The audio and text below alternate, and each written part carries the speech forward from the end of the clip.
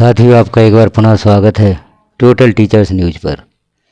यहाँ हम पुनः उपस्थित हैं एक और नई खबर के साथ। 8वें वेतन आयोग से संबंधित एक खबर है। खबर को देखते हैं विस्तार से। सरकारी कर्मियों का वेतन बढ़ने से आयकर स्लैब बदलेगी, जिससे सरकारी खजाना भरेगा। पैसा बाजार में खर्च होने से इकोनॉमी मजबूत होगी। इस खबर के साथ हम पुनः उपस्थित हैं। वेतनमान बड़ी सैलरी का 27% तक इनकम टैक्स और 20% बाकी टैक्स में जाता है। 8वें वेतन आयोग के गठन की घोषणा के बाद से ही केंद्र और राज्य सरकार के कर्मचारी बेसब्री से वेतन बढ़ोतरी का इंतजार करने लगे हैं। अब तक यह देखने में आया है कि बढ़ी हुई सैलरी से इस साल के टैक्स कलेक्शन में अप्रत्याशित बढ़ोतरी होती है। साथ ही बाजार में ज़्यादा पैसा खर्च होने से अर्थव्यवस्था को नई ताकत मिलती है। वेतनमान बढ़ने से कर्मचारियों का आयकर स्लैब भी बदल जाता है, जिससे उनकी बड़ी सैलरी का 27% हिस्सा आयकर में चला जाता है। बाजार में सरकारी कर्मियों की खरीदारी तेजी से बढ़ती है, जिससे बड़े वेतन का 20% हिस्सा अप्रत्यक्ष रूप से कर के रूप में केंद्र राज्य सरकार को जाता है। जैसे केस बन है, स्लैब नहीं बदला पर टैक्स देनदारी बढ़ी। अच्युत झा 2016 में सेक्रेटरी थे। मूल वेतन था 80,000 रुपये। कुल वेतन हुआ 1.55 लाख रुपये प्रति माह, तो उनका सालाना टैक्स बनता था 4 लाख रुपये। 7वां वेतन मान लगा, मासिक वेतन बढ़कर 2.25 लाख रुपये हो गया। टैक्स स्लैब में कोई बदलाव नहीं किया गया। सालाना वेतन 18.6 लाख रुपये से बढ़कर 27 लाख हो गया। इस हिसाब से कुल 6.25 लाख रुपये टैक्स भरना पड़ा, यानी 2.25 लाख रुपये ज़्यादा, जो उनके बढ़े हुए वेतन का करीब 27% होता है। दूसरा केस भी यहाँ पर दिया गया है। इसे भी आप देख सकते हैं किस प्रकार से टैक्स में इजाफा होता है। तो 7वें वेतनमान से संग्रह कर 20% तक बढ़ा था। आयकर विशेषज्ञ कहते हैं कि सैलरी की अपर स्केल में अतिरिक्त आय पर सीधे 30% टैक्स लग जाता है।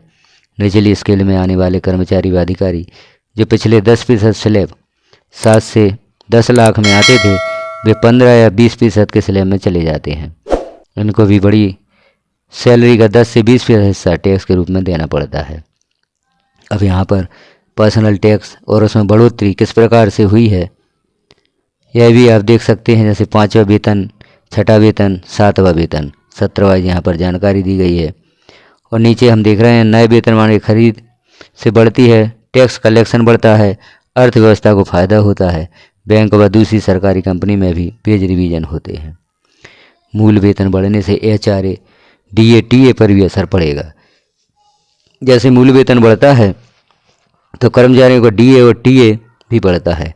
18,000 के न्यूनतम वेतन पर 20% हाउस रेट अलाउंस या HRA, जो अभी 4,500 रुपये है, बेसिक 46,200 रुपये होने पर यह 11,550 हो जाएगा।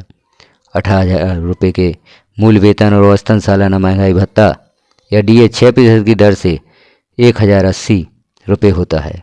46,200 बेसिक पर 2,772 रुपये बढ़ोतरी होगी। 18,000 रुपये के मूल वेतन पर ट्रेवलिंग अलाउंस TA 5% की दर से 1,350 रुपये होता है। 46,200 के न्यूनतम वेतन पर 3,465 रुपये प्रति माह हो जाएगा। और 18,000 रुपये के बेसिक पर 3 साल में एक बार 10 दिन का वेतन यानी 6,000 रुपये का LTA मिलता है। 46,200 में यह बढ़कर 15,400 रुपये हो जाएगा। तो यहाँ जो हमने न्यूज़ देखी, 8वां वेतन आयोग लागू होने से कर्मचारियों को तो फ़ायदा होगा ही, सरकार को भी टैक्स के रूप में फ़ायदा होता है। अर्थव्यवस्था में भी बढ़ोतरी होती है। तो यह जानकारी यहाँ पर दी गई है। 8वें वेतन आयोग से संबंधित या कर्मचारी से संबंधित और भी खबरें चैनल पर पूर्व में पब्लिश की जा चुकी हैं। उन्हें आप देखने के लिए चैनल को सब्सक्राइब कर लें, बेल आइकन को क्लिक कर ऑल पर प्रेस कर दें, ताकि जैसे ही कोई महत्वपूर्ण जानकारी चैनल पर पब्लिश की जाती है वह सर्वप्रथम आपको प्राप्त हो सके। वीडियो को लास्ट तक देखने के लिए आपका धन्यवाद।